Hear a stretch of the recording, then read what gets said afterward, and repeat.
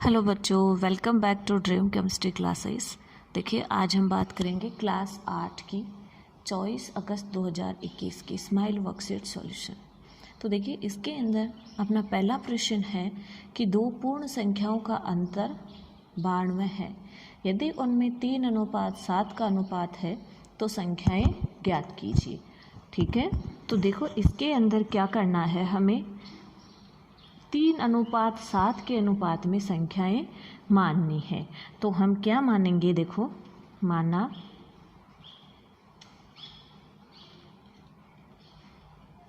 पहली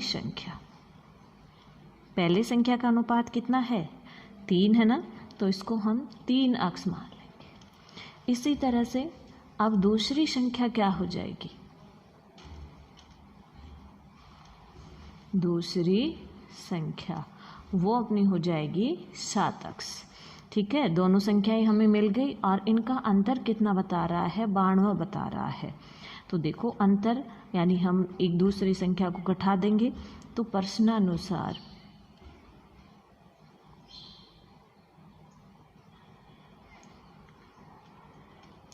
सात x minus 3 अक्स बराबर कितना हो जाएगा, 92। ठीक है, और 7 में से 3 अक्स गए, बचे कितने, 4 अक्स बराबर 92। यहाँ से अक्स बराबर निकालेंगे तो 92/4, और यहाँ से अब अक्स का मान कितना आ जाएगा, अपना 23 आ जाएगा। तो देखो जो संख्याएं अपन ने मानी थी 3 अक्स और 4 अक्स, इनमें हम अक्स की वैल्यू रख देंगे, तो अपनी पहली संख्या क्या हो जाएगी, पहली संख्या क्या है, 3 अक्ष है, यानी 3 × 23, और ये हो जाएगी 69। इसी तरह से अपनी दूसरी संख्या कितनी है, 7 अक्ष है, यहाँ पर भी अक्ष की वैल्यू रख देंगे, और ये कितनी हो जाएगी, 161। ठीक है, इस तरह से पहली और दूसरी संख्या अपनी क्या हो जाएंगी, 69 और 161। अब अपना दूसरा प्रश्न है कि एक आयत का परिमाप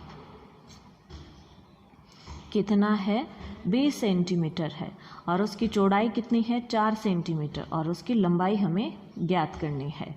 तो देखो सबसे पहले तो हमें पता होना चाहिए कि आयत के परिमाप का सूत्र क्या होता है। तो देखो आयत का परिमाप क्या, कितना दे रखा है हमें, आयत का परिमाप 20 दे रखा है, 20 सेंटीमीटर दे रखा है। अब आयत का परिमाप का सूत्र क्या होता है, 2 × लंबाई प्लस चौड़ाई, और ये कितना है, 20 है। अब देखो लंबाई प्लस चौड़ाई हम यहाँ से दोनों का जो योग है वो हम निकाल सकते हैं। किस तरह से, देखो लंबाई प्लस चौड़ाई बराबर 20, ये 2 इधर गुणा में है, इस तरफ आएगा तो बटे में चला जाएगा, और ये कितना आ जाएगा, 10 आ जाएगा। ठीक है, तो लंबाई प्लस चौड़ाई दोनों का योग कितना आता है, 10 आता है, ये हमें पता है। और चौड़ाई इसने दे रखी है 4 सेंटीमीटर दे रखी है ना, तो यहाँ पर हम लंबाई प्लस चौड़ाई कितनी दे रखी है, 4 सेंटीमीटर दे रखी है, और दोनों का टोटल कितना है, 10 है। तो यहाँ से आगे हम इधर लिख रहे हैं, देखो लंबाई बराबर 10, ये 4 इधर प्लस का है, बराबर के इस तरफ आएगा तो किसका हो जाएगा, माइनस का। तो यहाँ से आयत की लंबाई कितनी आ जाएगी, 6 सेंटीमीटर आ जाएगी। ठीक है, अगला अपना क्वेश्चन नंबर 3 है। देखिए, अर्जुन के पिता की वर्तमान आयु अर्जुन की वर्तमान आयु की 3 गुनी है। 7 वर्ष बाद इन दोनों की आयु का योग 70 वर्ष हो जाएगा, और उनकी वर्तमान आयु ज्ञात करें। तो देखो अर्जुन की आयु की वर्तमान आयु की 3 गुनी है उसके पिता की, तो हम क्या करेंगे, सबसे पहले माना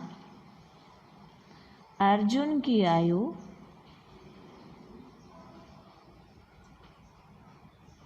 कितनी है, 100 वर्ष है। अर्जुन की अक्ष है तो उसके पिता की कितनी हो जाएगी, इसकी 3 गुनी, और अक्ष की 3 गुनी कितनी हो जाएगी, 3 अक्ष। ठीक है, अब बात करें हम 7 वर्ष बाद की। 7 वर्ष बाद, तो 7 वर्ष बाद देखो अर्जुन की तो कितनी हो जाएगी, अक्ष प्लस 7, और उसके पिता की कितनी हो जाएगी, 3 अक्ष प्लस 7 वर्ष। दोनों में साथ साथ हम जोड़ देंगे। लेकिन प्रश्न में ये क्या कह रहा है कि उन दोनों की आयु का योग 70 वर्ष हो जाता है, कब, 7 वर्ष बाद। तो हम प्रश्नानुसार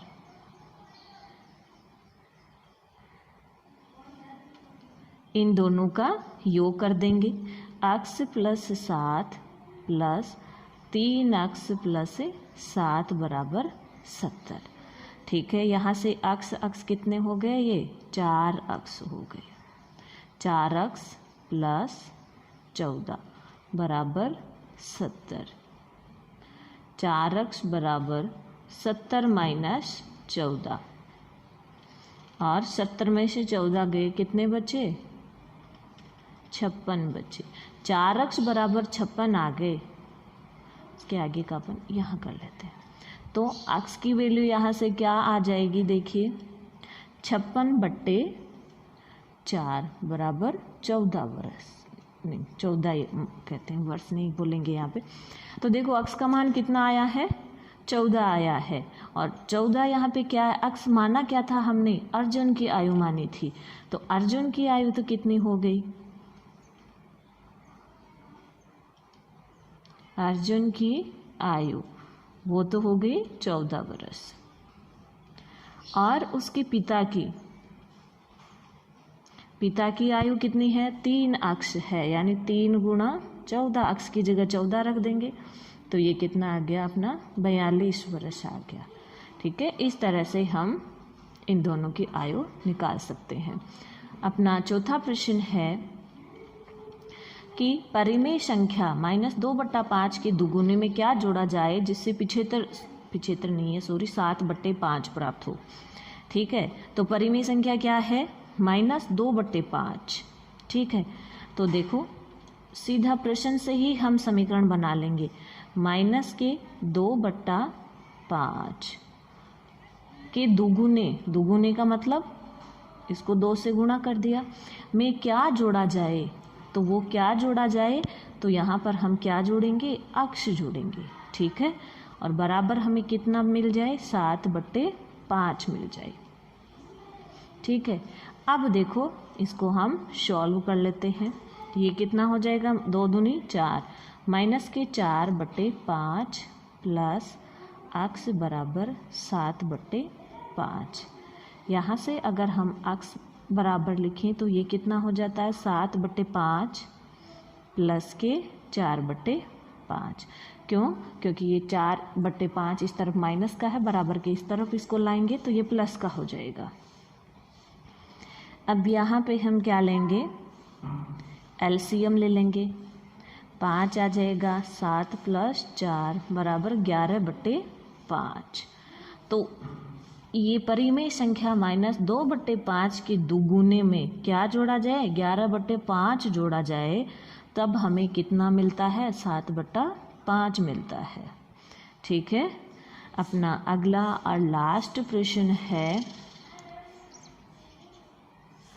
यदि 10 के 3 लगातार गुणजों का योग 300 है तो उन्हें ज्ञात कीजिए।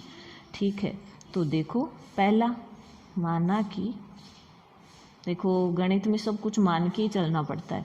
माना कि पहला गुणज किसका, 10 का, माना कि 10 का पहला गुणज कौन है, अक्ष है, तो दूसरा क्या हो जाएगा, 10 का गुणज देख रहे हैं तो अक्ष प्लस 10 हो जाएगा। इसी तरह से इसका तीसरा गुणज क्या हो जाएगा,